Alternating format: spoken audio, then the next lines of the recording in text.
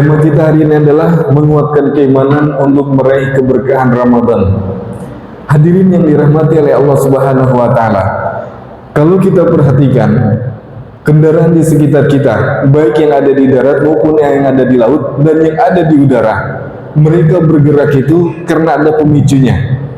Mereka bisa berpindah dari satu tempat ke tempat yang lain karena ada penggeraknya, ada mesinnya. Tidak ada mobil yang bergerak kecuali di dalamnya ada mesinnya.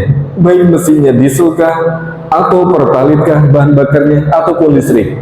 Yang jelas, pasti kendaraan yang bisa bergerak dari satu tempat ke tempat yang lain karena memang ada mesinnya.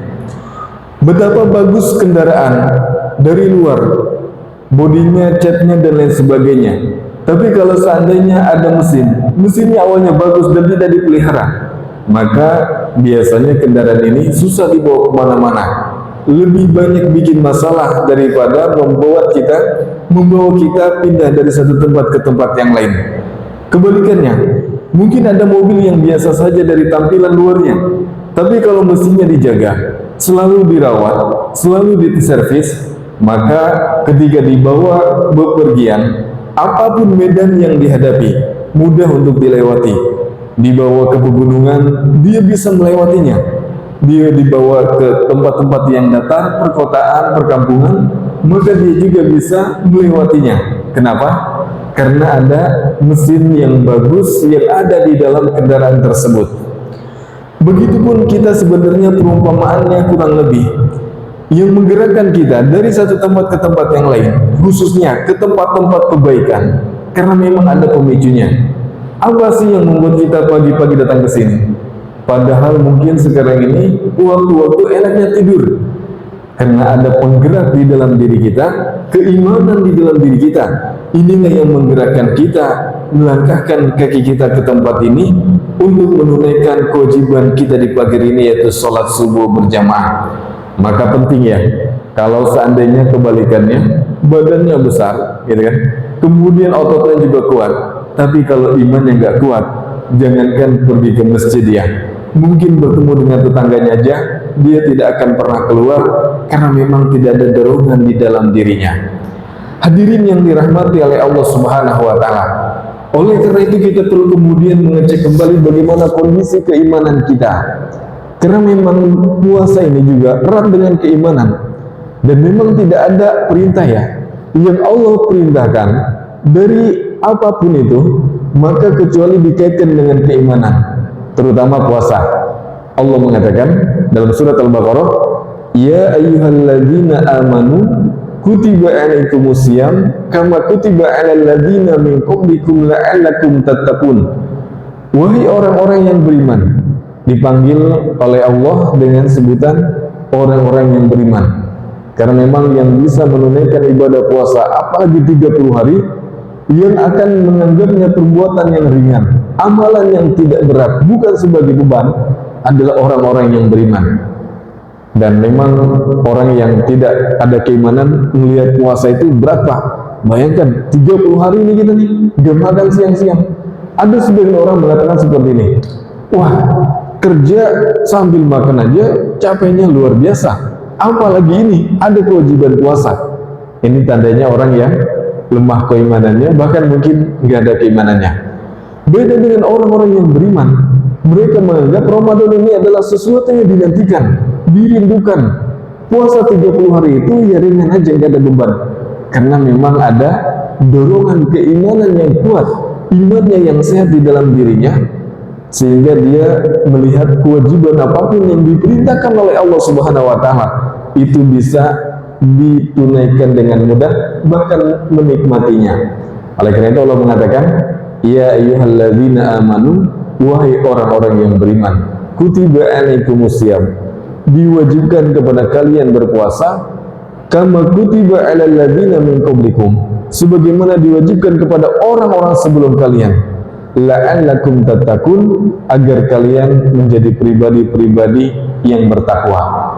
Kemudian dalam hadis yang sahih Bukhari dan Muslim, Rasulullah SAW juga mengatakan, man shoma ramadana imanan wahtisaba ghufira lahu ma taqaddama min dhanbi siapa yang berpuasa karena keimanan, lihat ya, disebutkan lagi ya, karena keimanan, wahtisaban, dan dia mendapatkan pahala dari, mengharapkan pahala dari Allah Subhanahu wa taala, ghufira lahu ma taqaddama min dzambi, dia akan diampuni dosa-dosanya yang telah lalu. Jadi dalam hadis juga dikaitkan dengan pentingnya kehadiran iman di dalam diri kita ya, karena memang ini akan mendorong kita untuk bergerak menunaikan ibadah puasa. Dalam riwayat yang lainnya, perintah tentang tarawih juga dikaitkan dengan keimanan. Apa hadisnya? Rasul mengatakan, man qoma, kalau tadi man soma, kalau ini man qoma ramadhana imanan wahtisaba ghufira lahu ma taqaddama min dzambi. Siapa yang qiyam di malam hari, sholat tarawih dengan penuh keimanan di dalam hatinya, dan dia mengharapkan pahala dari Allah Subhanahu wa taala, ghufira lahu ma taqaddama min dzambi, maka dia akan diampuni dosanya yang telah lalu. Jadi penting ya, apalagi kita di awal-awal Ramadan ini, kita harus memeriksa kembali keimanan kita. Ini endurance kalau ibaratnya, yang akan menjadikan kita bisa bertahan dan juga bisa terus istiqomah untuk melakukan kebaikan sampai nanti kemudian Ramadan berlalu, bahkan sampai meninggal dunia. Karena biasanya kalau udah sepekan pertama berlalu, mulai banyak kemajuan, kemajuan, bukan maju dalam ibadahnya, tapi maju dalam sholatnya. Yang tadinya 4 baris mulai mengalami kemajuan ya, jadi 3 baris, lama-lama tinggal 2 baris dan 1 baris. Hadirin yang dirahmati oleh Allah Subhanahu wa taala, sholat juga sama, puasa juga sama, penting keimanan di dalamnya. Allah mengatakan, alladzina yu'minuna bil ghaibi wa yuqimunas sholata wa mimma razaqnahum yunfikun. Orang yang beriman itu percaya dengan yang gaib dan juga menunaikan sholat dan juga menunaikan zakat. Nah, sekarang pertanyaannya, ketika kita sudah tahu pentingnya keimanan yang kuat di dalam hati kita, karena ini akan menjadi pemicu ya, yang menggerakkan kita beribadah, ringan sekali melakukan puasa, ringan sekali melakukan sholat 5 waktu, bolak-balik sholat tepat waktu di awal waktu di masjid, ringan sekali membaca Al-Quran, maka kita harus mengetahui apa sih hal-hal yang bisa menguatkan keimanan kita. Karena kita nih kalau imannya nggak kuat Pak, pegang HP 1 jam itu scroll video ya, nggak ada lelahnya, nggak ada capeknya. Tapi giliran ngaji 1 jam pegang Al-Quran gitu kan, sudah geser kanan, geser kiri, tangannya sudah gonta-ganti kanan dan kiri, pegel betul ketika baca Al-Quran, padahal bulan Ramadan ini juga bulan Al-Quran. Nah, ada beberapa hal yang bisa menguatkan keimanan kita. Ini penting nih, supaya kita keimanannya mantap ya. Yang pertama, apa itu yang perlu kita perhatikan supaya keimanan kita mantap, menancap di dalam diri kita, kuat mengakar? Yang pertama adalah bersahabat dengan orang-orang soleh. Dan alhamdulillah di lingkungan ini kegiatannya mestinya bagus, jamaahnya banyak ya. Ini bagian dari hal yang bisa menguatkan keimanan kita ya. Rasulullah SAW memberikan perumpamaan orang yang berteman dengan orang yang baik dan berteman dengan orang yang buruk seperti orang yang berteman dengan penjual minyak wangi dan satunya yang buruk seperti pandai besi ya. Kita mungkin nggak bisa, kalau seandainya nggak bisa mendapatkan minyaknya, maka minimal kita mendapatkan harum dari minyak tersebut ketika teman yang kita dijadikan teman itu orang yang baik. Kebalikannya, orang yang buruk seperti pandai besi, kalau kita nggak kebakar baju kita karena dekat dengan dia, ya minimal kena bau dari las besinya. Jadi keburukan itu bisa menular, maka pandai-pandailah memilih teman. Di zaman Abdullah bin Mubarak, ada orang yang mau jual rumah. Dia mengatakan, "Woi orang-orang, saya mau jual rumah nih," katanya. Berapa harganya? Kalau harga NJOP-nya ya 2.000 dinar, tapi saya jual 4.000 dinar. Kata orang, mahal betul. 2.000 dinar kemudian loncat ke 4.000 dinar. Maka orang ini mengatakan, iya mahal tapi ada harganya, ada nilainya. Kenapa katanya? 2000 dinar untuk rumahnya dan 2000 dinar lainnya karena bertetanggaan dengan orang yang soleh yang baik, Abdullah bin Mubarak.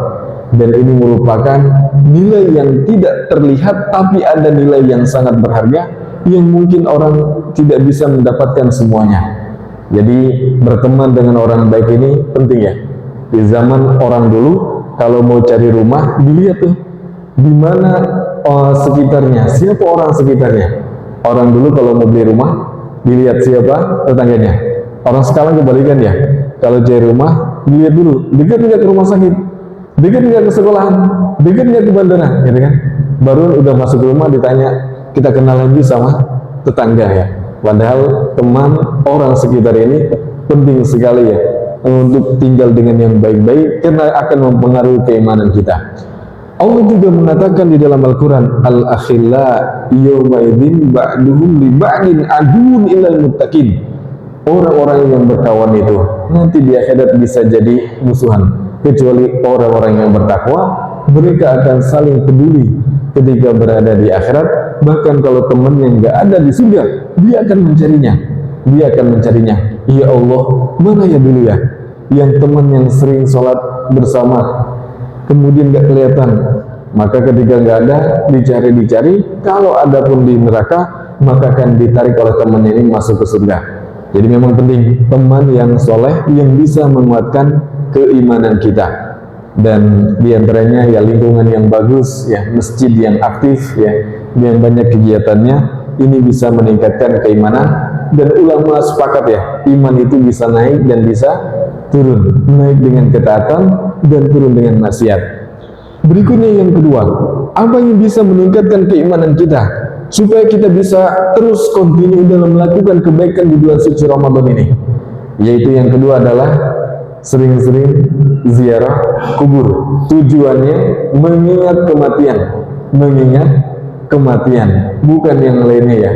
Bukan untuk minta pesugihan, bukan minta untuk misalkan tujuan yang materi yang lainnya, tapi memang niatnya adalah untuk mengingat kematian. Karena memang hati ini bisa lembut, kemudian kita bisa cepat sadar ketika melihat kematian di depan kita. Dan alhamdulillah di sini di BDS ini dekat dengan kuburan ya. Harusnya orang-orang yang ada di sini semuanya imannya kuat-kuat ya, selalu tinggi semangat untuk beribadahnya. Karena sebelahnya adalah pemakaman, kuburan. Namun memang ada dilema ketika orang yang sudah lama tinggal di sebelah kuburan, kadang-kadang sudah nggak ada rasanya melihat kuburan ya, karena sering-seringnya sudah biasa ya. Jadi seperti orang yang baru pernah melihat Ka'bah, ada orang nggak pernah ke Mekah, dapat kesempatan misalkan umroh dan haji, melihat Ka'bah nangis Pak ya, melihat Ka'bah nangis khusyuk. Tapi kalau orang yang tinggal di sana, sehari-hari di sana, tiap hari ngelihat Ka'bah, akhirnya ngelihat Ka'bah juga biasa aja ya. Bahkan juga ada yang orang-orang yang nakal yang ada di sekitar Ka'bah. Nah, jemaah yang dirahmati oleh Allah Subhanahu wa taala, maka mengingat kematian ini penting ya. Kalau bisa melihat orang sakaratul maut itu lebih baik lagi. Karena memang itu kejadian nyata di depan kita, orang keluar dari dunia ini dan akan memberikan pesan yang kuat ke dalam diri kita. Tapi kalau itu mungkin sulit ya. Yang gampang adalah ya, lihat orang pemakaman, kuburan orang-orang yang meninggal. Jadi kita ingat kita akan kembali di sana. Ini merupakan tempat kita kembali semuanya, dan kita akan semangat untuk beribadah dan mengumpulkan semua kebaikan yang bisa kita lakukan. Dan ini yang kedua, mengingat kematian. Berikutnya yang ketiga. Apa yang ketiga? Yang bisa menguatkan keimanan kita, menjaga agar senantiasa iman kita itu tinggi, naik ya, enggak turun. Apalagi di bulan Ramadan ini penting sekali. Yang ketiga berikutnya adalah sering mentadaburi Al-Quran. Sering mentadaburi Al-Quran. Dan kita alhamdulillah kalau ditanya, Pak, udah tilawah belum? Bulan Ramadan kan bulan Al-Quran. Alhamdulillah. Mungkin di antara kita ada yang sudah 5 juz, ada yang 10 juz, bahkan mungkin di antara kita ada yang sudah khatam ya. Tapi kalau diganti pertanyaannya, dari sekian banyak berinteraksi dengan Al-Quran, berapa ayat yang sudah ditadabburi? berapa ayat yang sudah direnungi. Maka mungkin kebanyakan kita masih minim ya untuk mentadaburi, merenungi ayat-ayat Allah Subhanahu wa Ta'ala. Padahal Al-Quran ini merupakan kitab petunjuk ya, yang bisa merubah seseorang dari yang tidak baik menjadi baik. Seperti contohnya Umar bin Khattab radhiyallahu anhu. Beliau ini luar biasa sebelum masuk Islam, benci sekali dengan Nabi Muhammad SAW, bahkan kepikiran mau membunuh Nabi SAW. Tapi ketika dalam perjalanan ketemu dengan saudarinya dan beliau mendengar bacaan surat Toha, ma anzalna alaikal Qur'ana litashqa. Kemudian beliau tercerahkan hatinya dan Allah memasukkan cahaya Islam ke dalam dirinya karena mendengar beberapa ayat Al-Quran. Kalau kita bukan beberapa lagi ya, sudah sering mendengarkan banyak ayat Al-Quran. Cuma mungkin masalahnya tadi kurang ditadaburi. Nah, jemaah yang dirahmati oleh Allah Subhanahu wa Ta'ala, maka mentadaburi ayat Al-Quran yang penting. Itu akan menguatkan hati kita. Allah mengatakan ciri orang-orang yang beriman ya, innamal mu'minuna alladzina idza tuliyat ayatuhu zadatum imana. Orang yang beriman itu kalau dibacakan ayat-ayat Allah Subhanahu wa Ta'ala akan menguatkan keimanan mereka ya, akan menguatkan keimanan. Dan memang Al-Quran ini luar biasa ya, mendengarnya aja menenangkan hati, mendengarkannya nggak pernah bosan, apalagi kalau kita bisa mentadaburinya. Ada sebuah kisah yang menarik ya, bagaimana pentingnya tadabbur Al-Quran. Dan Al-Quran banyak memberikan pencerahan kepada orang-orang yang mau untuk mencari hidayah, mencari pencerahan dari Al-Quran. Ada seorang matematikawan di barat, ini profesor nih, ketika kecil dia berada dalam keluarga Nasrani ya, dan memang dia terkenal cerdas dari muda. Ketika di umuran sekolah SMA, dia ini sebelumnya berada di keluarga Nasrani dan dia sendiri Nasrani. Namun dia punya satu pertanyaan yang ditanyakan ke pastor yang ada di gereja dan pastor nggak bisa jawab. Kemudian gara-gara nggak mendapatkan jawabannya, akhirnya dia memutuskan ateis. Ada yang tahu nggak siapa namanya? Namanya Jeffrey Lang. Nah, apa sih pertanyaan yang pernah ditanyakan kepada pastor ini? Dia bertanya, waktu umurnya masih muda ya, SMA. Wahai pastor, katanya, saya punya pertanyaan apa? Jika Tuhan itu ada, kenapa ada kezaliman di muka bumi ini? Kenapa ada orang membunuh orang? Kenapa ada orang menindas orang lain? Kenapa ada orang menyakiti orang lain?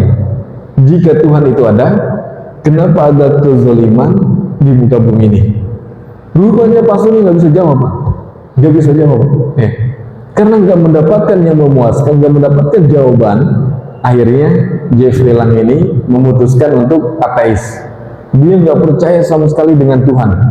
Kenapa? Ya itu tadi, dia punya pertanyaan, kalau Tuhan itu ada, kenapa ada kezaliman di muka bumi ini? Ya, dan ini pertanyaan yang nggak bisa dijawab oleh pastor, sehingga dia memutuskan untuk menjadi ateis.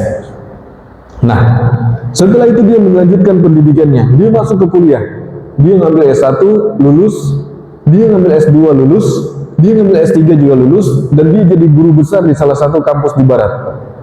Pada suatu hari, dia punya murid orang Saudi, ya, punya murid orang Saudi yang kuliah di tempatnya.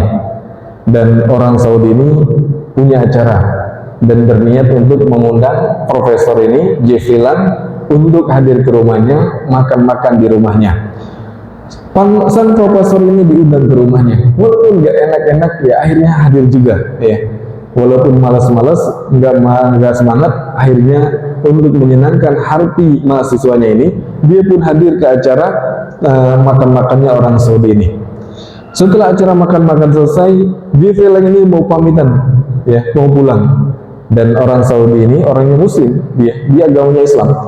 Dia rupanya memberikan hadiah bingkisan, yang bingkisan itu adalah Al-Quran terjemahan. Al-Quran terjemahan. Ketika ditanya apa ini, katanya, ini bingkisan soft buat buat Anda. Wah, gak usah repot-repot ya. Apa sih isinya? Ini kitab suci orang Islam, Al-Quran terjemahan. Udah mendengar tentang agama, dia sudah gak tertarik. Apa sih ini katanya?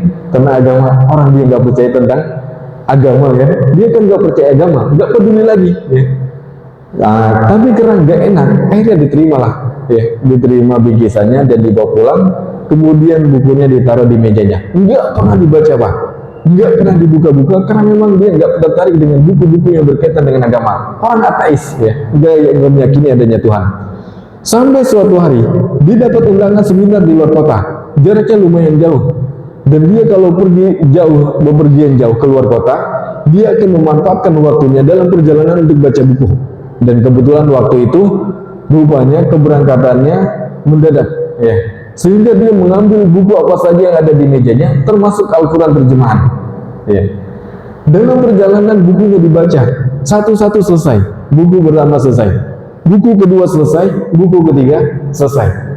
Perjalanan rupanya masih jauh, bukunya udah habis, dan dia melihat tinggal satu buku, yaitu Al-Quran terjemahan.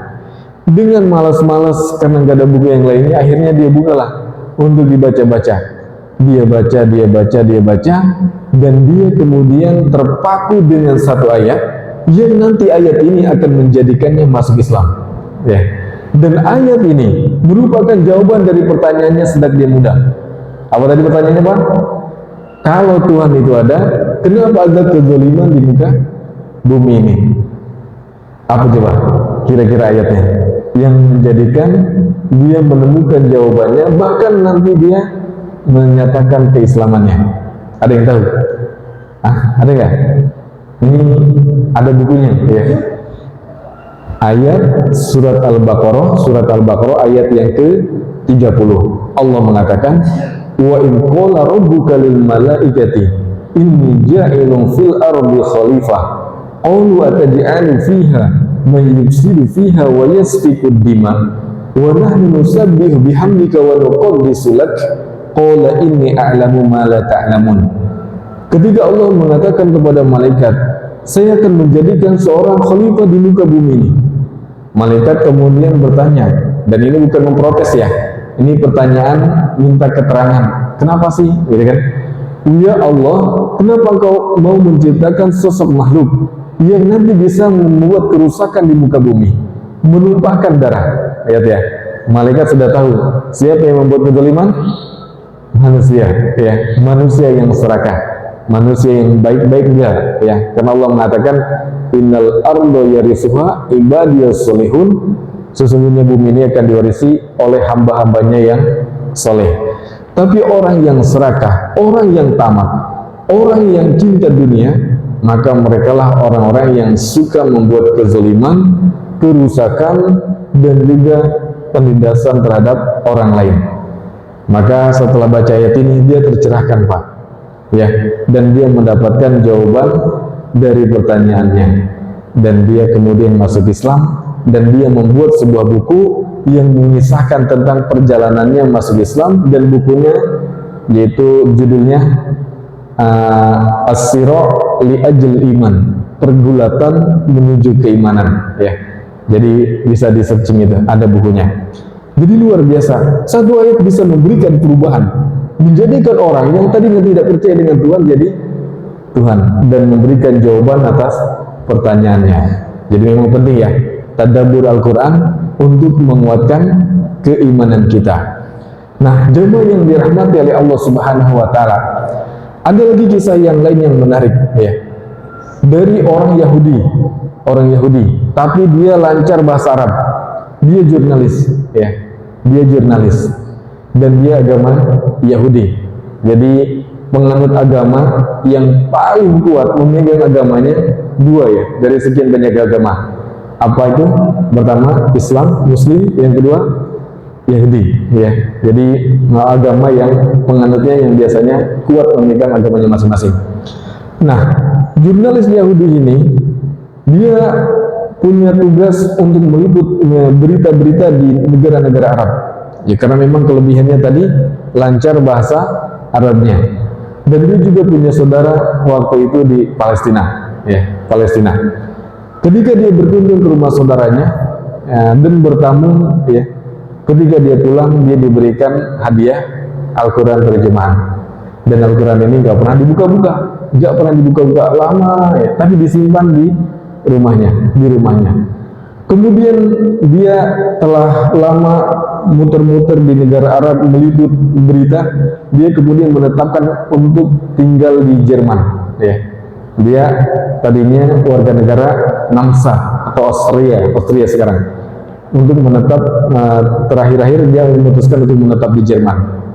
Ketika dia naik kereta, ya, Jerman terkenal dengan negara maju, ya. Kemudian keretanya juga kereta maju, ya.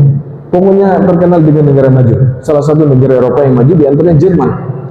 Tapi ketika naik kereta dengan pasangannya, dengan istrinya, dia melihat wajah-wajah orang Jerman itu wajah-wajah yang kosong, wajah-wajah yang kayaknya nggak ada kebahagiaan di dalam wajah mereka. Susah senyum, ya, susah senyum. Maka dia mengatakan kepada istrinya, "Wah istriku, lihat nah," katanya, "orang-orang ini, kenapa ya mereka ya? Kayaknya nggak ada aura, ya, kebahagiaan di dalam wajahnya. Mereka sepertinya kosong. Padahal kemajuan negaranya luar biasa dibandingkan negara-negara yang lain, apalagi negara-negara Asia. Jerman termasuk negara yang maju. Namun pertanyaannya, kemajuan ini rupanya nggak linear dengan kebahagiaan dalam diri mereka." Akhirnya dia penasaran, kenapa ya seperti ini kok nggak merasakan kebahagiaan? Kurang apa lagi beratnya? Dan dia suatu hari ya buka-buka Al-Quran, baca-baca Al-Quran, dan dia kemudian tersangkut dengan satu surat pendek yang sering kita juga dengar, dan surat ini yang memberikan pencerahan kepada dia, dan juga dia kemudian setelah itu masuk Islam gara-gara baca surat ini. Tahu nggak Pak? Surat apa Pak? Ada yang tahu? Dan dia mengabadikan kisahnya ini dalam sebuah buku namanya At-Tariqu ila Makkah, perjalanan menuju Mekah, maksudnya perjalanan menuju Islam. Surat pendek Pak, kira-kira apa? Tebak-tebakan Pak. Surat pendek yang bisa memberikan pencerahan kepada Leo Food namanya, dan berubah nama, diganti namanya jadi Muhammad Asad. Rupanya ayat yang dibaca adalah surat At-Takatsur, ya. Jadi dia punya kelihatan ada pertanyaan dalam dirinya, kenapa orang-orang Jerman negaranya maju tapi wajahnya sepertinya kosong, tidak terpancar kebahagiaan dari wajah mereka. Beda dengan orang Indonesia ya, sering senyum gitu kan, mau tanggal tua mau tanggal muda senyum gitu kan, punya hutang nggak punya hutang senyum, ya, ada ketenangan, ya, ada ketenangan dalam hatinya, yakin Allah Maha Penolong, yakin Allah akan senantiasa memberikan kepadanya bantuan. Jadi ketika dia baca surat At-Takatsur, alhaakumut takasur, telah melalaikan kalian berbanyak-banyakan, hatta zurtumul maqabir, sampai kalian masuk ke dalam liang kubur. Maksudnya banyak mengejar dunia tapi lupa untuk mengurus akhirat, kebutuhan spiritual, sehingga kemajuan dunia yang dia dapatkan itu hanya bisa memberikan ya kebahagiaan sesaat, tapi kekosongan hati, kekosongan spiritual, kekosongan batin ini memang tidak mereka dapatkan. Jadi itu ya, alhaakumut takasur. Dan kita sering nih baca ya ayat ini lewat-lewat aja tuh, gitu kan, lewat-lewat aja, biasa-biasa aja, karena mungkin tadi ya kita baru sekedar membaca Al-Quran, belum mentadaburi Al-Quran. Jemaah yang dirahmati oleh Allah Subhanahu wa Ta'ala, Umar bin Khattab ini pernah sakit Pak, 1 bulan karena baca satu ayat. Surat apa coba? Bukan baca satu ayat, satu surat ya, surat At-Tur, ya, Wat-Tur wa kitabin mastur, ya. Beliau baca surat ini kemudian merenunginya, dan beliau sakit 1 bulan karena kuatnya pesan yang ada dalam surat tersebut. Hadirin yang dimuliakan oleh Allah Subhanahu wa Ta'ala, Berikutnya, apalagi yang bisa kita lakukan untuk menguatkan keimanan? Selain yang pertama berteman dengan orang soleh, kemudian sering mengunjungi atau ziarah kubur untuk mengingat kematian. Yang ketiga, mentadabbur Al-Quran. Yang keempat, baca hadis-hadis Nabi, terutama hadis-hadis yang menunjukkan mujizat Rasulullah SAW. Supaya ketika kita sholat, ketika puasa, ketika kita baca Al-Quran, melakukan kebaikan, kita yakin kita ini dalam kebenaran, dan Nabi yang kita ikuti juga merupakan Nabi yang benar, yang diutus oleh Allah Subhanahu wa Ta'ala. Ada sebuah hadis yang perlu kita baca ya, untuk menguatkan keimanan kita, yang menunjukkan kebenaran kerasulan Nabi Sallallahu Alaihi Wasallam, yang diriwayatkan oleh Bukhari dan Muslim. Rasulullah Sallallahu Alaihi Wasallam ketika pindah ke Madinah, di antara yang dilakukan ketika berada di Madinah ya, mengirim surat ke raja-raja yang ada di sekitar Jazirah Arab. Dan waktu itu ada dua imperium besar di sekitar Jazirah Arab, yaitu di Syam dengan Romawinya, dan di Persia di Irak dengan Persianya. Nah, Rasulullah SAW pun mengirimkan surat kepada mereka. Kalau Raja Romawi menerima dengan baik, bahkan dia ada niatan untuk masuk Islam, tapi melihat pengikutnya yang menentang, jadi urung dia. Kalau Raja Persia ini waktu itu ya, Kisra, dia merobek surat Nabi SAW dan dia meremehkan Nabi SAW. Nah, akhirnya Kisra ini karena dia tidak suka dengan surat Nabi SAW, dia mengirim surat kepada gubernurnya yang ada di Yaman untuk menyelesaikan Nabi Muhammad SAW, mengeksekusi Nabi Muhammad SAW. Dan dia mengatakan, wahai Badan, gubernur ya, wilayah bagian dari Persia di Yaman, wahai Badan, ini ada orang namanya Muhammad mengaku-ngaku sebagai nabi dan dia mengajakku supaya untuk masuk Islam. Ya. Selesaikan dia. Maka Badan ini langsung memerintahkan dua orang pasukannya untuk menjemput Nabi Sallallahu Alaihi Wasallam dari kota Madinah. Lihat ya, cuma dikirim dua orang, menyepelekan betul ya, menyepelekan Nabi Sallallahu Alaihi Wasallam. Dua orang ini berjalanlah menuju kota Madinah. Dalam perjalanan, warga Yaman bertanya-tanya, kalian mau kemana? Kami diperintahkan oleh Tuhan kami untuk membawa Muhammad dari Madinah ke sini, ya, untuk dieksekusi. Wah, langsung tuh. Kenapa? Karena dia mengaku-ngaku Nabi dan dia kemudian mengajak orang-orang untuk masuk Islam. Maka berita ini viral di kalangan warga Yaman. Ada Nabi yang mengaku Nabi namanya Muhammad, dan dia atas perintah tuannya dari Kisra, Raja Persia, untuk dibawa di Yaman dan dieksekusi. Maka mereka mengatakan, kalau dia beneran Nabi, dia bisa mengalahkan Kisra. Tapi kalau dia bote-botean, maka dia akan mengalami nasibnya sendiri, ya, nasibnya sendiri. Maka dua orang ini datang ke Madinah dan mencari Nabi SAW, dan kebetulan Nabi sedang berada di masjid. Ketika Nabi SAW salam setelah sholat, satunya ada di sebelah kanannya, ketika salam ke sebelah kiri, satunya di sebelah kirinya. Setelah selesai zikir, Nabi kemudian bertanya kepada dua orang ini, ada apa kalian? Ya. Maka dua orang ini mengatakan, kami diperintahkan oleh Tuhan kami untuk membawamu ke Yaman, ya, untuk ditangkap. Nabi SAW kemudian tersenyum dan Nabi mengatakan, nanti ya, katanya, saya lagi ada urusan, nanti besok kesini lagi. Nah, saya lagi ada urusan.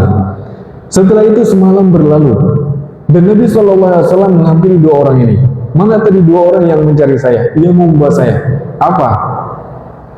Katakan kepada bosmu, kepada Badan, gubernur yang ada di Yaman, bahwasanya Tuhanku telah membunuh tuanmu tadi malam. Tadi kan mereka mengatakan, kami disuruh Tuhan kami menangkapmu. Ya. Maka Rasul mengatakan, katakan kepada tuanmu yang ada di Yaman, gubernur Persia itu, Badan namanya, sesungguhnya tadi malam Tuhanku telah membunuh tuanmu tadi malam. Jadi kalau tuannya sudah terbunuh, ya berarti perintahnya sudah tidak berlaku lagi. Sana pulang, katanya. Orang ini keheranan. Dari mana dia dapat informasi ini? Gitu kan? Dari Persia, Irak sekarang ya, ke Yaman itu butuh 1 bulan perjalanan, ya, dengan perjalanan yang seadanya. Jadi informasi nggak bisa cepat datang, harus lewat SMS gitu kan. Kalau sekarang kan harus lewat SMS dan lain sebagainya, bisa cepat ya. Dulu nggak bisa. Maka kalau itu benar, berarti menunjukkan dia nabi. Tapi kalau dia nggak benar, berarti memang dia pendusta. Dua orang ini kembali lagi ke Yaman. Di perjalanan orang-orang Yaman bertanya-tanya, wah kalian sudah kembali lagi, mana itu yang namanya Muhammad? Muhammad nggak bisa kami bawa. Kenapa? Karena katanya Tuhannya telah membunuh Tuhan kami tadi malam. Sehingga ya perintahnya berarti gugur ya. Akhirnya orang Yaman kemudian mendengar berita ini mengatakan, wah kalau benar yang apa yang dikatakan dia, berarti memang dia nabi beneran ya. Dan dia perlu kita ikuti. Oleh karena itu nanti orang Yaman ya masuk Islam dengan mudah tanpa ada peperangan, dan Nabi nggak pernah ke Yaman, tapi orang Yaman gampang menerima Islam karena memang sudah ada prolog-prolognya.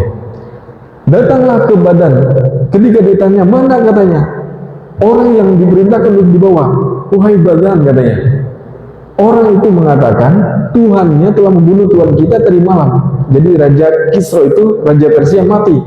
Kapan dia mengucapkannya? Malam ini ya, di waktu itu. Malam ini di waktu itu. Jadi maksudnya hari ini, tanggal ini, waktu ini dia mengatakannya. Wah, mana mungkin dia bisa mendapatkan informasi secepat itu? Jarak antara Persia dengan kita jauh sekali. Ya udah, coba kita tunggu kebenarannya. Kita akan tanya orang-orang yang baru datang dari Persia. Maka nggak berapa lama datang kafilah-kafilah, rombongan-rombongan yang datang dari Persia. Dan mereka kemudian ditanya, apakah benar Kisra itu Raja Persia mati? Maka mereka mengatakan, ya katanya. Kapan matinya? Di malam ini, di tanggal ini. Dan itu sesuai dengan Nabi Shallallahu Alaihi Wasallam mengucapkannya.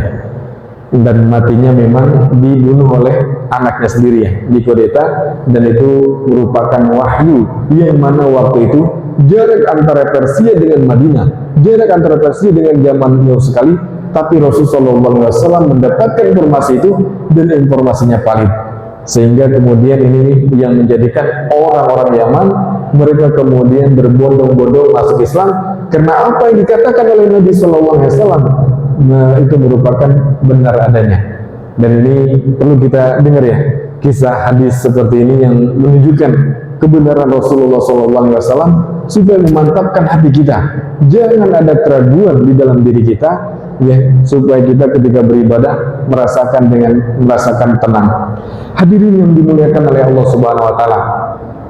Sekarang ini ada orang-orang yang menyeleneh ya, banyak orang-orang yang nyeleneh buat konten untuk kebutuhan viewer ya, follower dan lain sebagainya, sehingga banyak yang asal-asalan bahkan yang menyeleneh.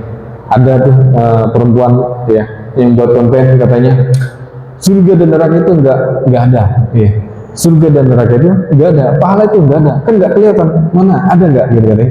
Jadi dia menggiring orang-orang dengan opininya untuk tidak percaya dengan hari kiamat ya, hari akhirat. Dan ini bahaya kalau yang nonton orang-orang awam kemudian terbawa dengan ucapannya, bisa-bisa dia tidak meyakini dengan hari akhirat, maka nanti dampaknya malas beribadah dan tidak mau lagi untuk melakukan ibadah. Nah, ada ucapan yang menarik ya dari Syekh Abdul Majid rahimahullah ta'ala, rektor di kampus dulu, ketika melihat fenomena seperti itu. Ada orang-orang yang mereka dulu juga sudah ada ya yang seperti itu, yang mereka menggiring opini publik dengan mengatakan akhirat itu enggak ada, surga neraka itu enggak ada, hari pembalasan itu enggak ada, dan lain sebagainya. Maka beliau mengatakan perkataannya bagus ya, dan ini perlu kita simak ya. Katanya, kalau seandainya ya, berarti kalau seandainya kita tetap sholat, kita tetap puasa, kita tetap beribadah, sholat tarawih, sedekah, zakat, haji dan lain sebagainya, semua kebaikan kita lakukan, terus rupanya perkataan mereka benar, kiamat nggak ada, surga dan neraka nggak ada, misalkan ya, maka masalah nggak kita nantinya? Nggak masalah kan? Karena nggak ada apa-apa nantinya, ya kan? Kita udah sholat, kita puasa, kita zakat, rupanya nggak ada kiamat seperti yang mereka katakan. Masalah nggak kita nantinya? Kita akan mendapatkan masalah nggak? Enggak, karena nggak ada apa-apa nantinya. Tapi kebalikannya, kalau kita percaya dengan omongan mereka, Gara-gara mereka, kita nggak sholat, kita nggak puasa, kita nggak zakat, kita nggak beramal. Rupanya perkataan mereka nggak benar. Kiamat ada, kemudian surga dan neraka ada, hisab itu ada, timbangan itu ada, dan kita nggak beramal. Masalah nggak kita nanti? Masalah. Jadi, dan kita meyakini ya, kiamat itu nyata, bagian dari rukun iman, dan juz 30 adalah juz yang paling banyak bercerita tentang hari kiamat. Maka yang seperti ini juga diwaspadai ya, supaya tidak melunturkan keimanan di dalam diri kita. Dan keimanan memang seperti tumbuhan yang harus dijaga dan dirawat dan dikuatkan supaya senantiasa menguat di dalam diri kita. Oleh karena itu Rasulullah SAW yang terakhir ya, yang bisa menguatkan keimanan kita adalah diantaranya senantiasa berdoa, ya muqallibal qulub sabit qalbi ala dinik, wahai zat yang membolak-balikan hati, tetapkan hati kami dalam agamamu. Wallahu a'lam bishawab. Mungkin ini aja yang bisa sampaikan, mudah-mudahan bisa menguatkan ya iman kita sehingga kita bisa meraih keberkahan di bulan suci Ramadan. Kita tutup sekian dan demikian.